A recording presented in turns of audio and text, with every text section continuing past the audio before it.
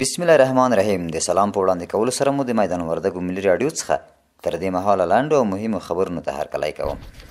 د میدان وردګ ولایت اوسیدونکي د ښیښۍ دودونو، مصیبتونو او همداراز له حج او عمرې څخه د راستنېدو پر مهال د ناسمو دودونو د مخنیوي په تړاو د امیر المؤمنین حفظه الله د فرمان څخه خوښ دي او وایي په دې سره به د ټولنې له اوږو دروند پیټی اوچت شي.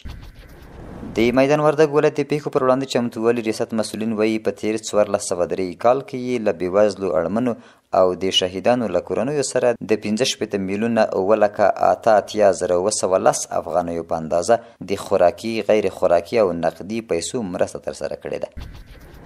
بیا هم دلته تم کېږو د میدان وردګو د پیښو پر وړاندې چمتووالي ریاست مسؤلین وایي د دې ولایت نرخ ولسوالۍ د کریمدادو په شکرخیلو سیمه کې د ماشومانو د بېاحتیاطۍ له امله یو کور اور اخیستی چې 100,000 افغانۍ زیان ورته اوښتی. د یاد ریاست رئیس مولوي فیض الله جلالي په پیښه ژوره خواشیني څرګنده کړې او له زیانمنې کورنۍ سره یې د هر اړخیزې همکارۍ ډاډ ورکړی. بلخوا د یاد ولایت د امیرداد او بیسود ولسوالۍ ترمنځ د تیزک او کجاو سیمه کې 50 کیلومتره سړک چې د زیاتې واورې له امله د بارونکو موټرو پر مخ تړل شوی و، د دې ولایت د پیښو پر وړاندې چمتووالي ریاست مسؤلین وایي دغه لاره یې د پیښو پر وړاندې چمتووالي ادارې په هدایت د ولایت مقام په همغږۍ او د ټولګټو چارو ریاست د ماشینرۍ په واسطه پرانیستلې ده.